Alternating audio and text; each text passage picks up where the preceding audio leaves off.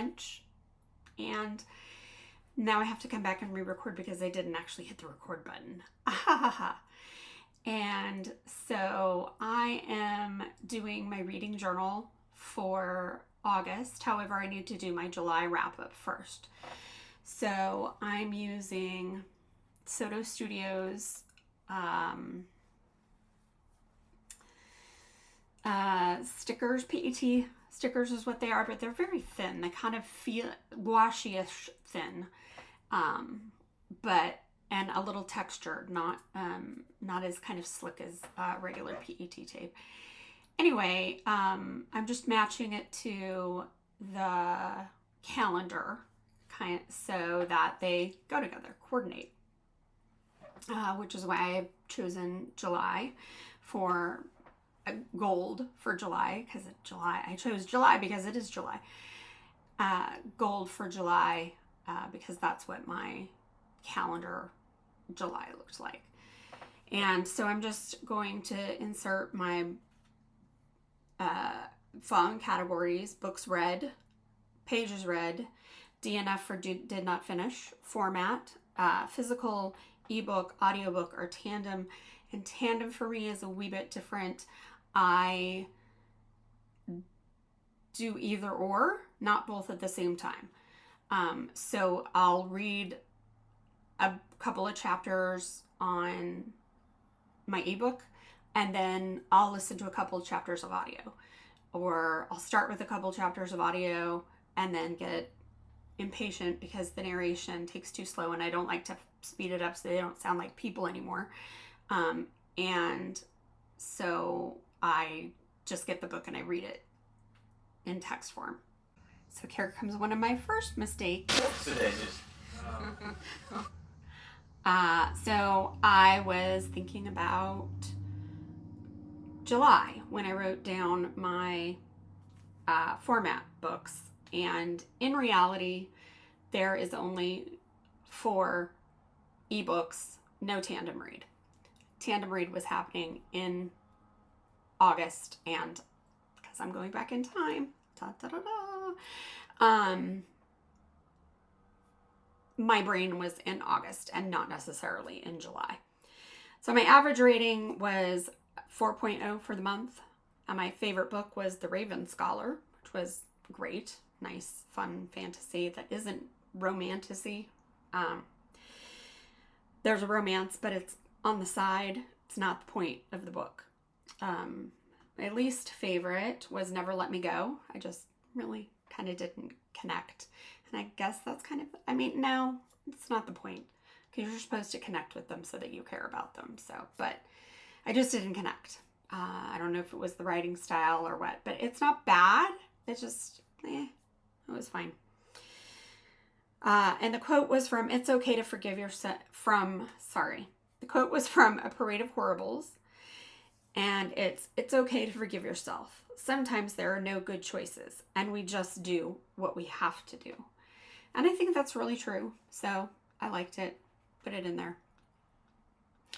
I have put thick washi tape all the way around the kind of collage page I'm working on, because I didn't like the stark white against the kind of creamy and, well, more gray of the moon, the monochromatic picture, which is actually surprisingly quite warm, even though it's monochromatic and it's of the moon. You would think it'd be on the cooler side, but it feels very warm temperatures to me. Color hues, I guess. Values? Anyway, one of those.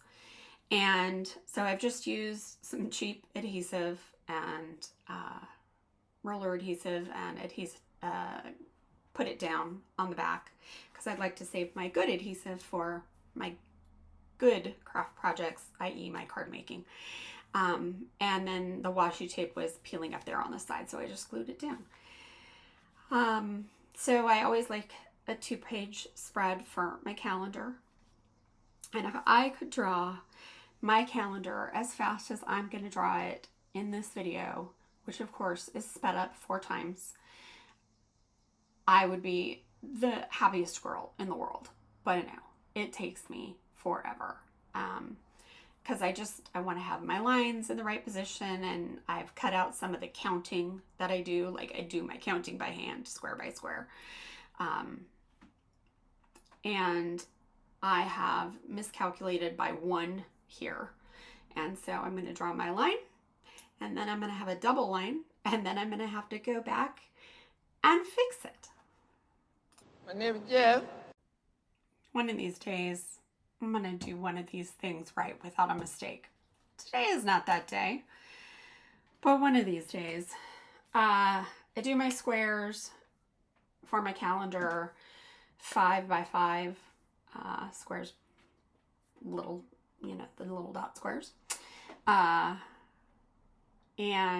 I do 4 on the left side and 3 on the right, because I want to leave room on that right hand side for my book key, where I'll keep track of which highlight is for which book.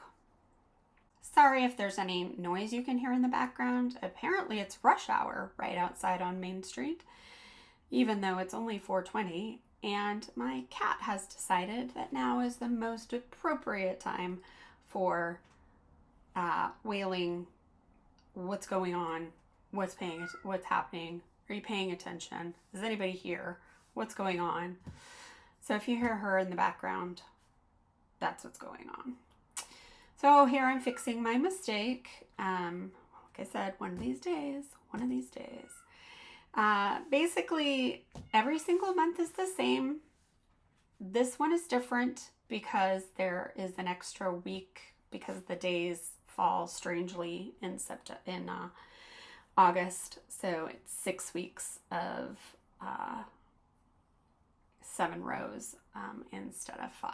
So I'm a little more squished on the top than I normally am. I usually leave a nice gap up there, but couldn't do it this time because, I suppose I could have if I moved the whole calendar down, but then it would be off of the center-ish where I like it, and that wouldn't be good. So things kind of have to stay in the same places for me to be happy, apparently. Not big on change. And so I've just picked an old sticker sheet from I don't even know where, and I liked the font, and the size was good, so I did that. And then this is washi tape from JournalSay, and it's washi tape that is washi. So, but I wanted to do black and white this month, or grayscale at least. So I picked it. And then another super old sticker sheet, not really a sticker sheet. It says it's for scrapbooking. It's not for like planners and stuff, but it's something I had left over from my regular planner days. And so I went ahead and used it, and you're going to see me use another set that's similar to that same idea of leftover from the way back in the olden days when I planned Erin Condrey and horizontal planning and vertical planning and all that stuff. So then I became a Bujo convert and a little bit of an addict. So I'm just decorating with the washi tape, and boy, do I have a lot of washi tape, but there's just something about it where you have to get it. And if you don't have it, then you're sad. And if you do have it, you're happy because look at all of those colors, and it's just light tape, and you can do so much with it. And anyway, addictive. So like I said, old supplies here. Don't know where it came from.